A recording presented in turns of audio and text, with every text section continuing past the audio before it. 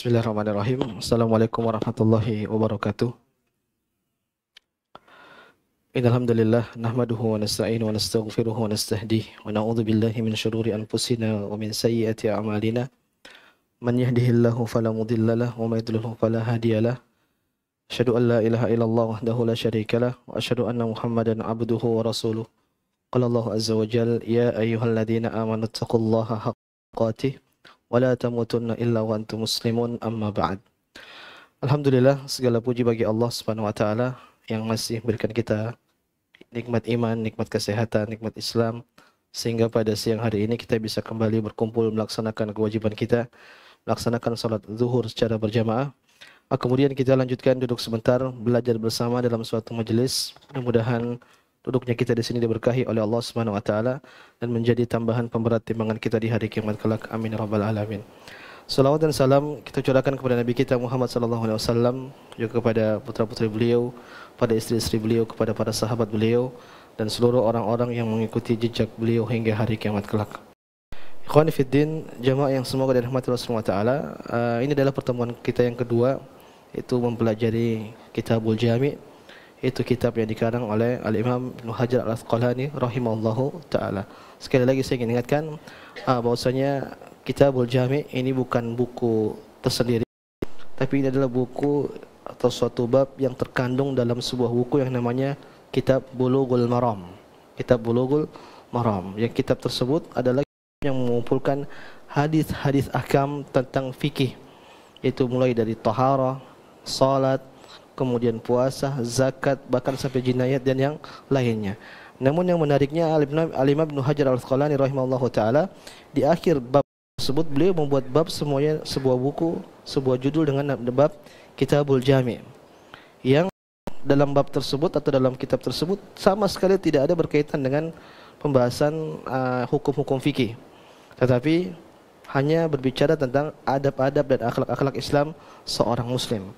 Maka para ulama tatkala mereka mengamati hal ini, mereka mengatakan bahwasanya seakan-akan Ibnu Hajar Al-Asqalani rahimahullahu taala ingin mensyaratkan bahwasanya seorang tatkala dia mungkin sudah paham tentang ahkam-ahkam fikih, tentang hukum-hukum fikih, tahu tentang ilmu agama, mungkin banyak dia tahu tentang ilmu agama, maka dia harus juga memiliki akhlak yang baik. Kenapa? Seorang kalau dia memiliki akhlak yang memiliki ilmu yang banyak tapi tidak membuahkan adab yang benar, akhlak yang benar, maka ilmu tersebut hanyalah ilmu yang sia-sia. Kenapa? Output dari sebuah ilmu adalah harusnya beradab kepada sesama manusia, terlebih lagi beradab kepada Allah Subhanahu wa taala. Oleh karenanya pembahasan tentang adab, tentang akhlak, tentang keseharian kita bersama bermuamalah sesama manusia, ini bukan pembahasan yang ringan, tapi ini cukup perbahasan yang urgen yang perlu setiap muslim untuk perhatikan. Jamaah yang semoga dirahmati Allah Subhanahu wa taala, pada kesempatan kali ini kita akan bahas hadis pertama yang disampaikan oleh Al-Imam Ibnu Hajar dalam Kitabul Jami', yang bab pertama ini beliau berikan judul dengan Babul Adab. Itu bab tentang adab. Jadi nanti dalam bab ini akan terkumpul beberapa berkaitan dengan adab. Adapun hadis yang beliau catatkan di sini adalah hadis dari Abu Hurairah radhiyallahu taala anhu, anna Rasulullah sallallahu alaihi wasallam qala, Nabi kita Muhammad sallallahu alaihi wasallam bersabda, haqqul muslimi 'alal muslimi sittun. Kata beliau, hak seorang muslim terhadap muslim yang lainnya itu ada 6. Qila wa man hunna ya Rasulullah. Tatkala para sahabat mendengar hal tersebut, maka ada yang bertanya, 6 man hunna ya Rasulullah. 6 tersebut apa saja wahai Rasulullah? Maka Rasulullah pun bersabda, idza laqitahu fasallim alaihi. Hak yang pertama yaitu kalau kau bertemu dengan seorang muslim, maka kau ucapkan salam kepadanya. Wa idza da'aka fa'ajibhu. Kalau dia mengundangmu, maka kau datang. Wa idza stansahaka fansah lahu. Dan kalau dia meminta nasihat kepadamu, maka berikanlah nasihat. Wa idza atasa fahamidallah fashammithu. Dan kalau dia bersin, kemudian dia mengucapkan alhamdulillah, maka jawab alhamdulillah tersebut, yarhamukallah. Wa idza marida fa'udhu. Kemudian yang keenam, kalau dia sakit, maka jenguklah dia. Kemudian yang keenam, wa idza mata fattabi'hu. Kalau dia meninggal, maka ikutilah atau iringi jenazahnya. Hadis ini diriwayatkan oleh Imam Muslim nomor 2162. Ikhwani fiddin, jamaah yang semoga dirahmati Allah Ta'ala, ini hadis yang pertama dibawakan oleh Imam Ibnu Hajar. Ternyata hadis ini berkaitan dengan hak sesama muslim. Ketahuilah, syariat Islam sangat perhatian dengan hak-hak sesama muslim. Bahkan sampai dekatnya atau pentingnya hak sesama muslim, dalam sebuah hadis Nabi SAW memberikan permisalan antara sesama muslim itu yang sangat mengagumkan. Nabi mengatakan, masalul mu'min fi tawadihim wa taruhumihim wa ta'atufihim masalul jasad. Kata Nabi SAW, permisalan seorang mukmin itu dalam kasih sayang mereka, dalam kecintaan mereka, dalam saling memberi antara mereka, kata Nabi SAW, itu seperti apa? Jasad. Idza staka minhu udhun tada'a lahu sairul jasadi bis-sahari wal humma. Kata Nabi SAW, kalau salah satu anggota tubuh itu merasa sakit, maka tubuh-tubuh yang lain pun merasa sakit, sehingga bisa jadi demam dan juga tidak bisa tidur. Ini yang dibuat, permisalan yang dibuat oleh Nabi SAW. Ini menjelaskan kepada kita bahwasanya setiap muslim dengan muslim yang lainnya, ini harus sebenarnya ada kepekaan di antara kita.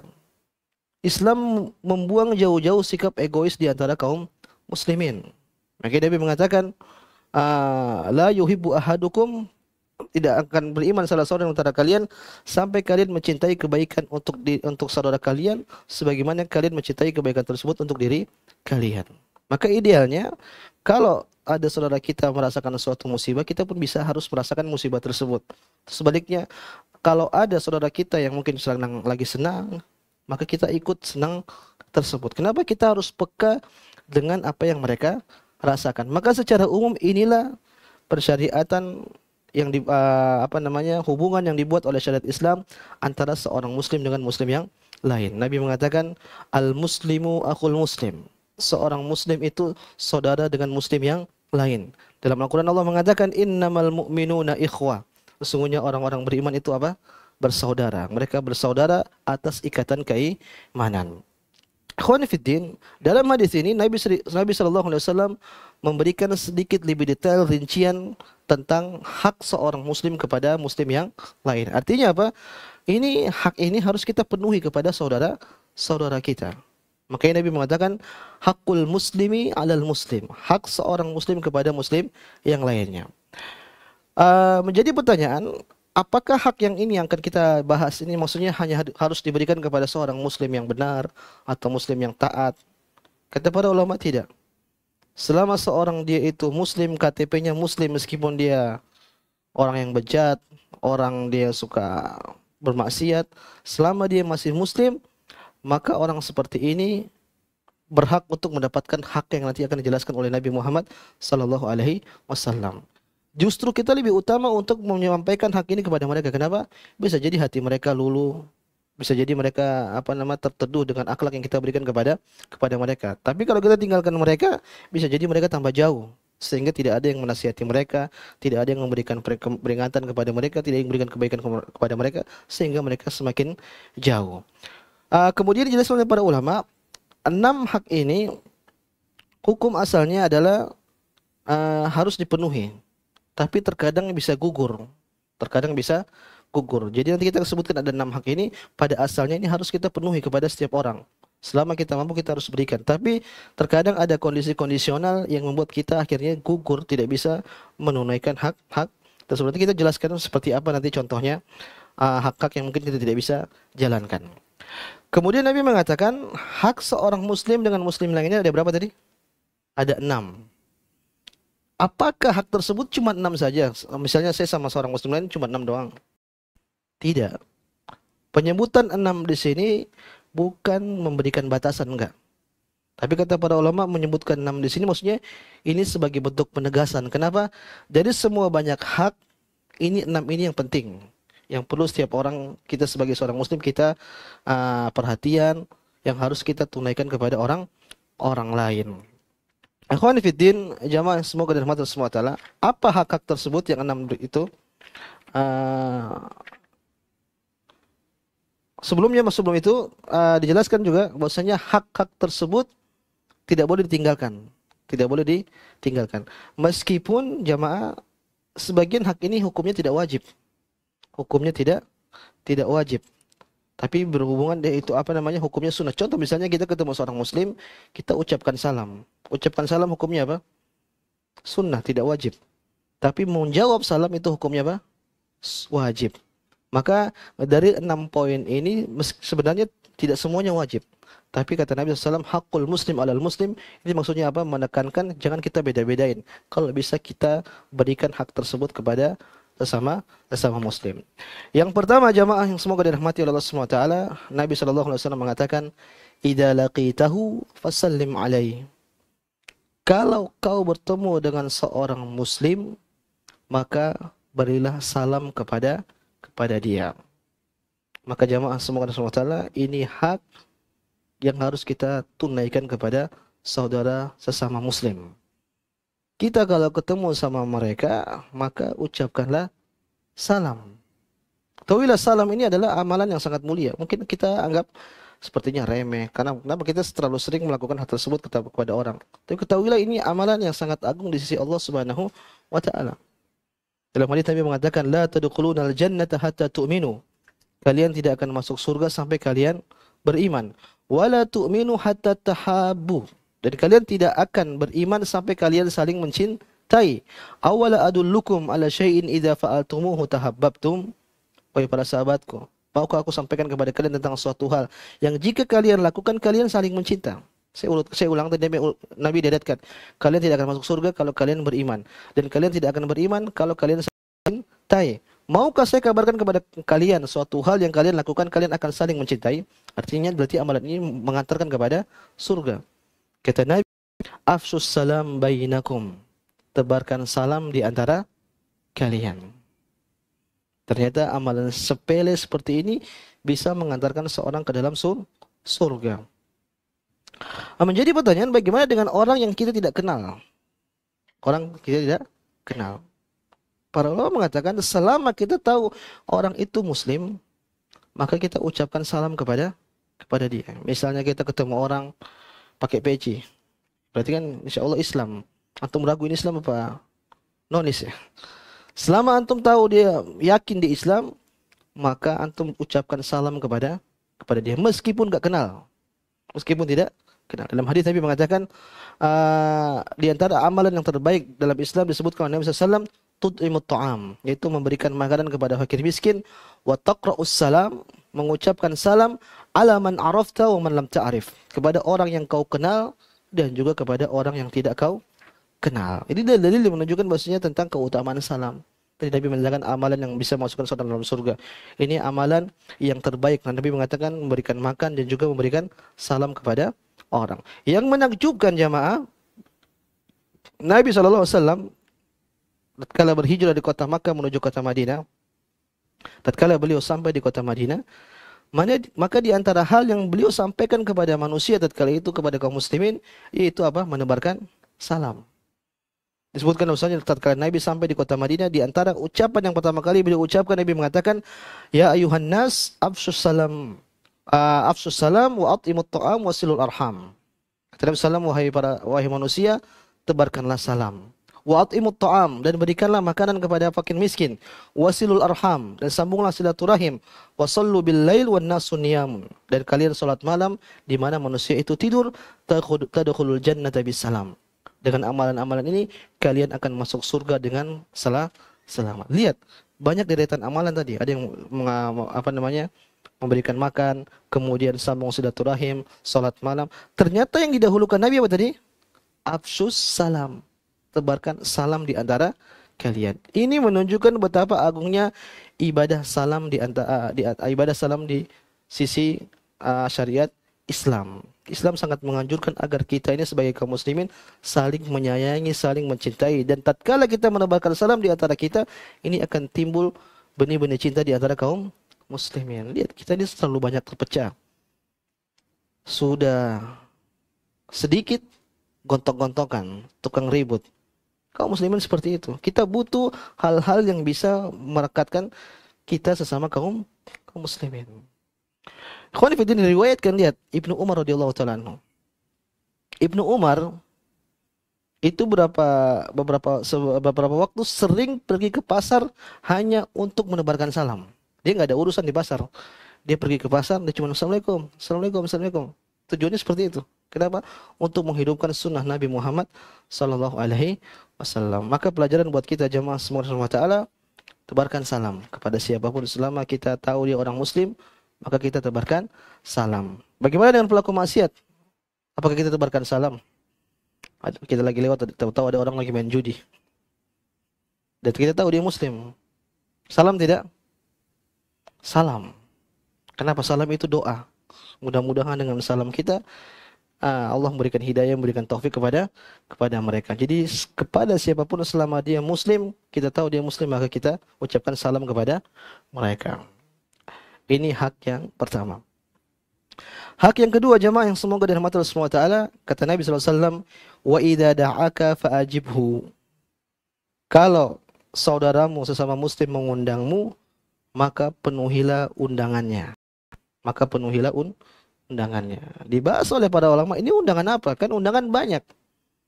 Undangan nikah, undangan nikah kedua, undangan nikah ketiga, undangan sunat, apa lagi?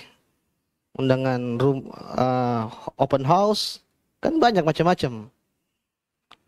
Jumhur ulama, mayoritas ulama, mereka membawakan hadis ini kepada undangan pernikahan. Undangan pernikahan. Maka kalau ada saudara kita sesama muslim mengundang kita atas walimahnya dan kita tidak ada udzur untuk tidak datang, maka wajib untuk kita datang. Kata para ulama, ini hukumnya apa? Wajib. Kenapa? Banyak sekali dalil yang menunjukkan hal tersebut. Contoh misalnya hadis Nabi SAW, Nabi mengatakan syarrut ta'am ta'amul walimah. Seburuk-buruk makanan itu makanan walimah, makanan pesta. Kenapa sampai buruk? Yamna'uha man ya'tiha wa yud'a ilaiha man ya'baha. Kenapa? Karena dalam pesta tersebut diundang orang-orang yang tidak butuh dengan makanan tersebut, sementara mengabaikan orang-orang yang membutuhkan makanan tersebut. Artinya ini walimah, acara pernikahan yang buruk di sisi Nabi SAW, di sisi Allah Subhanahu Wa Taala itu walimah, acara pernikahan yang hanya diundang orang-orang kaya doang. Nggak ada orang-orang yang miskin, nggak diundang. Ini makanan syarrut ta'am, kata Nabi. Makanan yang paling buruk. Wa man lam yajib ad-da'wata faqad asallaha wa rasulahu. Barang siapa yang tidak menjawab undangan pernikahan maksudnya, faqad asallaha wa rasulah, maka sungguh dia telah bermaksiat kepada Allah dan juga Rasul Nabi, yaitu Nabi kita Muhammad sallallahu alaihi wasallam. Jadi ini berkas. Nabi mengatakan faqad asallah, berarti dia berdosa. Dalam hadis yang lain Nabi mengatakan idza du'iya ahadukum ilal walima falyatiha. Kalau salah seorang di antara kalian diundang dalam acara resepsi pernikahan atau acara walimah, falyatiha, maka datang. Dan asalnya perintah itu al-amru yaqtadil wujub. Perintah itu memberikan konsekuensi kewajiban. Nabi mengatakan falyatiha, datang. Berarti hukumnya wajib. Selama tidak ada uzur, maka wajib seorang muslim untuk menjawab undangan walimah seorang muslim. Bagaimana dengan undangan sunatan? Tidak wajib. Bagaimana dengan undangan orang punya rumah baru misalnya? Jumhur ulama mengatakan tidak wajib. Maka yang jadi mayoritas ulama mengatakan adalah undangan pernikahan. Undangan pernikahan pun mereka rinci. Itu maksudnya walimah yang pertama. Bukan walimah kedua, maksudnya istri kedua, enggak. Terkadang ada orang menikah, dia bikin resepsinya banyak. Mungkin resepsinya di Jakarta, kemudian dia bikin resepsinya lagi di Bandung, mungkin dia bikin resepsinya lagi di Cirebon dengan istri yang sama maksudnya. Maka yang wajib itu adalah yang resepsi yang pertama. Adapun resepsi kedua, resepsi ketiga sudah tidak wajib.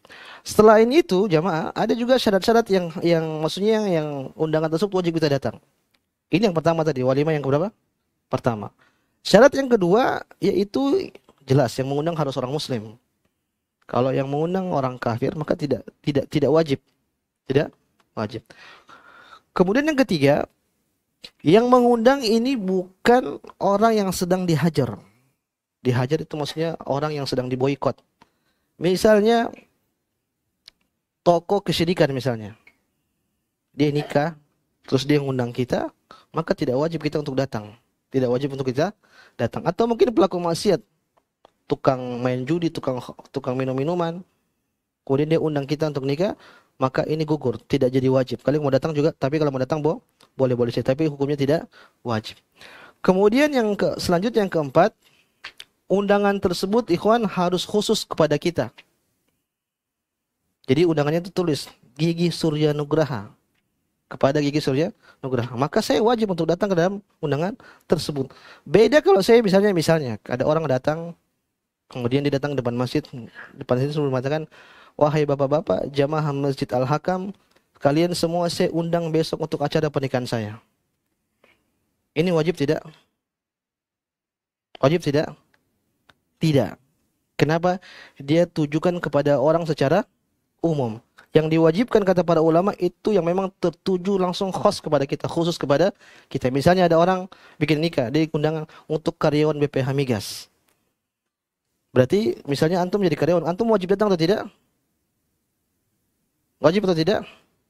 Tidak. Karena itu secara umum. Kapan dia jadi wajib? Kalau dia sebutkan Bapak Fulan, kepada Bapak Fulan secara khusus, barulah itu wajib, harus didatangi. Tapi kalau diundang secara umum maka ini tidak wajib. Kemudian yang selanjutnya yang berapa? Yang berapa nih? Kelima ya. Yaitu tidak memberatkan. Tidak memberatkan. Artinya apa? Nikahnya misalnya di luar negeri. Kayak kita nggak punya ongkos, berarti nggak bisa datang, nggak wajib. Atau mungkin nikahnya di mana gitu, pokoknya jangan sampai atau mungkin kita lagi sakit, akhirnya kita tidak bisa datang, maka tidak usah maksa. Kemudian yang selanjutnya yang keenam, tidak ada kemungkaran pada acara walimah tersebut. Tidak ada kemungkaran pada acara walimah. Misalnya ada acara walimah, ada mabok-mabokan, maka tidak wajib kita untuk datang. Bahkan bisa jadi haram untuk kita datang. Misalnya ada acara, pokoknya banyaklah acara-acara kemungkaran biasanya yang terjadi pada acara pernikahan, maka tidak boleh kita datang. Bagaimana untuk kita mensiasati hal tersebut? Maka bisa kita datang di awal-awal atau kita datang di akhir. Misalnya, biasanya ada acara pernikahan, ada biduan-biduan misalnya, biasanya gitu, joget-joget. Apakah antum datang atau tidak? Datang. Tapi datang sebelum acara itu mulai atau sesudah acara itu mulai. Misalnya acaranya jam 9. Atau datang setengah 9 lah, buru-buru. Ketemu sama pengantinnya. Mohon maaf saya ada yang penting datang. Atau nanti di akhir. Sampai biduannya capek dulu, berhenti baru antum datang. Antum salam-salaman sama mereka baru antum pulang. Jadi bisa diakali. Bisa diakali. Maka sebisa mungkin kalau ada teman ngundang kita acara pernikahan dan tidak ada uzur, dan tidak dan memenuhi syarat-syarat tadi yang kita sebutkan ada 6 kalau tidak salah, maka kita wajib datang. Selama ada tidak terpenuhi salah satu syarat di situ, maka tidak jadi lagi wajib. Wallahu taala a'lam. Kemudian hak yang berikutnya jamaah, Nabi mengatakan wa idza stansahaka fansahhu. Kalau saudaramu minta nasihat kepada engkau, maka berikanlah nasihat. Apa makna nasihat jemaah? Nasihat itu dalam bahasa Arab disebut dengan iradatul khair, yaitu menginginkan kebaikan. Jadi nasihat dalam bahasa Arab itu mencakup banyak hal, lebih luas daripada makna nasihat di dalam bahasa Indonesia. Kalau dalam bahasa Indonesia itu apa sih? Berikan wejangan kan. Nasihat itu berarti, Pak tolong nasihatin saya. Berarti kan kita sedang, Pak tolong kasih wejangan sama saya. Tapi kalau dalam bahasa Arab, dalam syariat, nasihat itu lebih luas daripada itu. Nasihat itu menghendaki kebaikan kepada orang yang ingin kita nasihatin. Contoh misalnya dalam hadis Nabi mengatakan ad-dinun nasihah. Agama itu apa? Nasihat. Pada sahabat tanya, limanya Rasulullah? Untuk siapa? Kata Nabi, lillahi, kita harus nasihati Allah, wali rasulihi, kepada Rasul, wali kitabihi, kepada kitab-kitabnya, wali aimmatil muslimin, kepada pemimpin kaum muslimin, wa ammatihim, dan juga kepada manusia secara umum. Lah terus gimana kalau kita mau menasihati Allah? Apakah kita berikan wejangan kepada Allah? Enggak. Maksudnya apa? Kita beragama dengan kebaikan, kita menjalankan ibadah dengan cara yang baik. Kenapa? Kita menghendaki kebaikan terhadap Allah Subhanahu wa ta'ala. Maksudnya seperti itu. Maka makna nushu atau nasihat ini lebih luas daripada makna nasihat yang ada pada dalam bahasa Indonesia. Maka maksud hadis ini jamaah semua wa ta'ala, kalau ada orang misalnya minta tolong kepada kita, maka kita bantu dengan cara yang baik. Misalnya saya kasih contoh, ada orang datang, putrinya dilamar sama orang. Terus dia datang ke antum. Pak, kamu kenal kan sama orang itu, si A? Si A ini ngelamar anak saya. Gimana menurut Bapak si A ini? Berarti dia sedang minta nasihatin namanya. Dia minta kebaikan. Coba kamu jelaskan tentang orang ini. Maka seorang yang dimintai nasihat seperti ini, dia tidak boleh bohong. Dia harus mengatakan sejujurnya, oh si fulan itu baik, tapi kalau ngutang nggak bayar. Nah, antum harus jelasin. Itu baik, cuman kalau sholat telat terus. Kasih tahu. Itu namanya an-nushu, nasihat. Kita memberikan kebaikan kepada orang. Jadi maknanya lebih luas daripada hal tersebut. Maka jamaah semua ta'ala, tatkala kita bermuamalah sama orang, maka berikanlah muamalah yang terbaik. Maksudnya seperti itu. Tatkala kita sedang ngobrol sama teman, kita ngobrol cara yang baik. Kita bermuamalah sama orang, kita bermuamalah dengan cara yang baik. Orang kasih amanah kepada kita, kita jaga amanah itu dengan cara yang baik. Inilah mana fa idza sansahaka fansahu. Kalau mereka minta nasihat, minta kebaikan kepada kita, maka kita berikan kepada mereka. Ikhwan fiddin, hak keempat, Nabi mengatakan wa idza atasa fahamidallah fashammithu. Kalau ada saudara kita sedang bersin, kemudian dia mengucapkan alhamdulillah, maka jawablah dengan apa? Mengucapkan yarhamukallah. Ini simpel sih. Nanti saya akan bahas pada pertemuan-pertemuan selanjutnya, karena ada hadis secara khusus berbicara tentang hak seperti ini. Intinya hak yang keempat ini apa? Kalau ada orang bersin, kemudian dia mengucapkan alhamdulillah, kita jawab yarhamukallah. Kalau dia bersin kemudian dia tidak bilang alhamdulillah, kita ngapain? Allahu yahdik, bilang semoga Allah berikan kau hidayah. Jadi tidak perlu dijawab, berarti tidak usah dijawab. Sekarang hak yang kelima, Allah SWT, Nabi SAW bersabda, wa idza marida fa'udhu.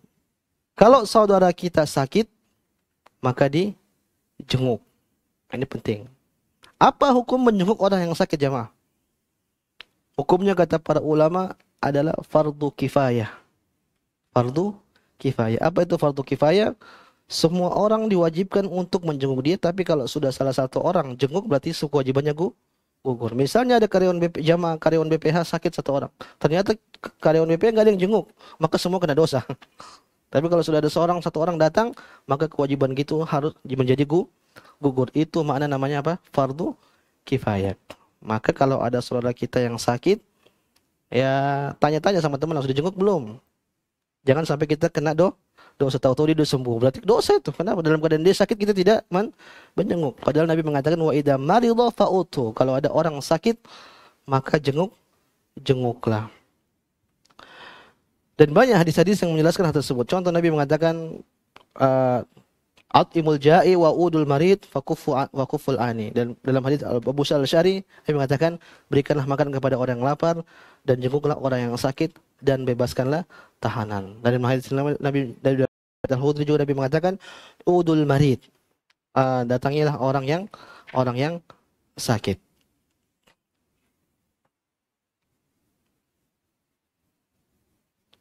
Al-A'mash radhiyallahu rahimahullah, beliau pernah mengatakan, kunna naqudu fil, ini seorang ulama, seorang salaf.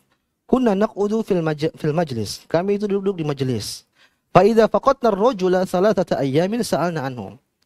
Kalau kita ngumpul kemudian ada satu orang dia tidak datang selama 3 hari, maka kita tanya, "Ini kenapa kok enggak datang-datang?" Fa in kana maridun utnahu. Kalau dia sakit baru kita jenguk. Ini makanya kata para ulama di antara hikmah dan syariatkannya salat jamaah, ikhwan. Kenapa? Kalau salat jamaah itu kita pasti ngumpul. Kita ngumpul di masjid salat subuh. Mungkin kalau zuhur asar kita di kantor lah. Maghrib, isya, kan ketemu lihat wajah-wajah. Tiba-tiba si fulan, si A ini kok nggak pernah muncul ya. Jadi ketahuan. Tahu-tahu mungkin udah pindah. Atau mungkin dia sakit baru kita jenguk. Jangan antum jenguk ternyata orangnya tidak ada. Kan repot juga. Jadi bisa ketahuan itu di antara hikmahnya ada namanya salat jamaah agar tali ukhuwah sama muslim itu saling erat. Ikhwani fiddin, jamaah yang semoga dirahmati Allah Subhanahu wa taala. Ini di sini Ustaz Firanda menjelaskan banyak sekali faedah menjenguk orang sakit. Saya akan sebutkan yang diraih orang menjenguk sakit. Yang pertama adalah Nabi menyebutkan man ada maridon lam yazal fil khurfatil jannati hatta yarji. Kata Nabi SAW, barang siapa yang menjenguk saudaranya yang sedang sakit, maka dalam momen-momen itu dia seakan-akan dia senantiasa sedang metik buah-buah di surga sampai dia pulang. Artinya di momen itu dia terhitung sebagai orang yang sedang metik buah-buah di surga. Antum cuma beli buah di toko buah sebentar, antum kasih ke orang yang sakit, itu di momen-momen itu antum dianggap sedang metik buah di surga. Luar biasa. Sepele tapi besar pahala di sisi Allah Subhanahu wa taala. Dalam hadis yang lain Nabi mengatakan, "Man ata akhahul muslim," barang siapa yang datang kepada saudaranya aidan masya fil kharafatil jannati hatta yajlis, maka seakan-akan dia sedang berjalan memetik buah-buah di surga sampai dia duduk. Fa idza jalasa ghamarathur rahmah, jika dia telah duduk maka rahmat akan meliputinya.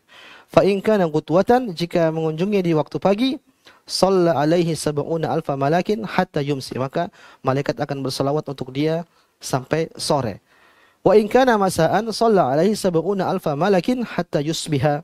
Tapi kalau dia datangnya sore, maka malaikat akan berselawat untuk dia itu mesti mendoakan sampai nanti di waktu pagi. Luar biasa. Antum juga orang sakit didoakan sama para malaikat. Dan ikhwan, di antara hikmah kita menyokong orang sakit apa? Supaya kita bersyukur sama diri kita. Kita lihat kita ini sehat, masih bisa ketawa-ketawa, masih senyum-senyum, masih bisa makan enak. Kita datang ke rumah sakit, kita dapati orang kaya tidak bisa menikmati kekayaannya. Itu kita akan bersyukur kepada Allah. Maka Nabi mengatakan, "Unzuru ila man huwa asfala minkum wa la tanzuru ila man fawqakum." Lihatlah orang-orang di bawah kalian dan jangan lihat orang di atas kalian. Kita ini diuji, kita semua diuji. Tapi ketahuilah ada orang-orang lebih berat ujiannya daripada kita. Anggaplah kita sakit, mungkin ada sebagian kita ada diabetes, kemana-mana bawa obat. Tapi ketahui di sana ada orang lebih parah sakitnya. Mungkin saya ingat dulu saya kampus di Jember, guru saya Ustaz Syafiq hafizahullah taala, beliau sering nyuruh kita pergi kemana? Ke rumah sakit. Untuk apa? Supaya banyak bersyukur. Karena mungkin kita kurang bersyukur, maka guru anak dia nyuruh kita, antum pergi ke rumah sakit melihat orang sakit. Yang pertama antum bisa ingat mati, yang kedua bisa bersyukur. Maka kalau ada momen-momen antum lagi kosong, ke rumah sakit aja lah. Coba ke rumah. Karena kalau kita ke kuburan sekarang, kuburannya nggak ngeri. Kuburan udah kayak taman, anak-anak lari-lari, main skuter. Padahal kuburan kan tujuannya apa? Tudzakkirukumul maut, untuk mengingatkan kalian kepada kematian. Sekarang yang seperti ini tidak terrealisasi di Indonesia. Kenapa? Kuburannya luar biasa, indah. Apalagi yang di mana? Yang bayarnya puluhan juta itu. Adalah pokoknya di sana. Maka agar kita bisa, di antara hal untuk kita bisa ingat mati, lihat orang lagi sekarat, kita intip-intip lah di ICU. Kita suatu saat bisa seperti itu, sehingga kita bersyukur atas nikmat yang Allah Subhanahu wa taala berikan kepada kita. Dalam hadis Nabi mengatakan ada dua perkara yang sering dilalaikan oleh orang, yaitu apa? As-sihhatu wal faraq. Sehat dan waktu apa? Luang. Ikhwan fiddin, jamaah yang semoga dirahmati Allah Subhanahu wa taala. Yang keenam, Nabi mengatakan, wa idza mata fatba'hu. Kalian habis jenguk orang nih, tahu-tahu 3 hari 4 hari enggak keluar-keluar, tahu-tahu meninggal. Maka Nabi mengatakan fatba'hu, maka iringilah jenazahnya. Artinya di antara hak seorang muslim tatkala dia sudah meninggal, itu kita nganter dia kemana? Ke pemakamannya. Dan ini penghormatan kita kepada orang itu terakhir, dan kembalinya juga kepada kita. Kita dapat pahala banyak. Dalam hadis Nabi mengatakan, man syahidal janazata hatta yusalli falahu qirat. Barang siapa yang menghadiri jenazah hingga selesai salat, artinya dia salatkan juga, falahu qirat, maka dia akan mendapatkan seukuran qirat. Wa man syahida hatta tudfan kana lahu qiratan. Dan barang siapa yang menghadirinya sampai dia dikuburkan, maka dia akan mendapatkan 2 qirat. Maka para sahabat tanya, apa itu qirat wahai Rasulullah? Qirat maksudnya dapat pahala sebesar qirat. Maka para sahabat tanya, qirat ini apa wahai Rasulullah? Maka Nabi menjawab, mithlul jabalain azimain, yaitu seperti 2 gunung yang besar. Artinya qirat itu seperti gunung yang besar. Tatkala kita mengunjungi orang meninggal, kita sholatin, kemudian kita pergi kuburin, maka kita dapat pahala sebesar 2 gunung yang sangat besar. Dalam riwayat Nabi mengatakan, man shalla ala janazatin wa lam yatba'ha falahu qirat, fa in tabi'aha falahu qiratan. Barang siapa yang menghadiri jenazah kemudian dia salat saja, kemudian dia pulang, maka dia dapat 1 qirat. Tapi kalau dia hadiri sampai pemakamannya, maka dia akan mendapatkan 2 qirat. Maka Nabi mengatakan, asgharuhuma mithlu Uhudin. Besarnya qirat itu kira-kira yang paling kecil itu seperti gunung Uhud. Antum pernah lihat gunung Uhud? Kalau belum, lihat di YouTube. Itu panjang, panjang kemudian agak tinggi. Jadi dia bukan gunung seperti bukit yang panjang. Itu kata Nabi, itu qirat yang paling kecil. Maka ini pelajaran buat kita, siapapun saudara kita sama muslim, kalau dia meninggal, maka sebisa mungkin kita untuk menghadiri jenazahnya. Kita datang, kita sholatin, kemudian kita doakan, kemudian kita hadiri pemakamannya. Mudah-mudahan itu sebagai penghormatan terakhir kepada kita, dan kemudian kita juga mendapatkan pahala yang besar dari sisi Allah Subhanahu wa taala. Inilah jamaah semoga Allah Subhanahu wa taala 6 hak yang Nabi SAW sebutkan dalam hadisnya, yang ini menjadi hadis pertama yang dibawakan oleh Al-Imam Ibnu Hajar Al-Asqalani rahimahullahu taala. Mudah-mudahan 6 hak ini bisa kita berikan kepada saudara-saudara kita sama muslim, sehingga kita bisa saling cinta, saling menyayangi sama kaum muslimin. Ini yang bisa kami sampaikan jemaah. Kalau ada benarnya datang dari Allah Subhanahu wa taala, kalau salahnya saya mohon maaf. Sallallahu ala nabiyina Muhammad wa ala alihi washabihi ajmain. Wassalamualaikum warahmatullahi wabarakatuh.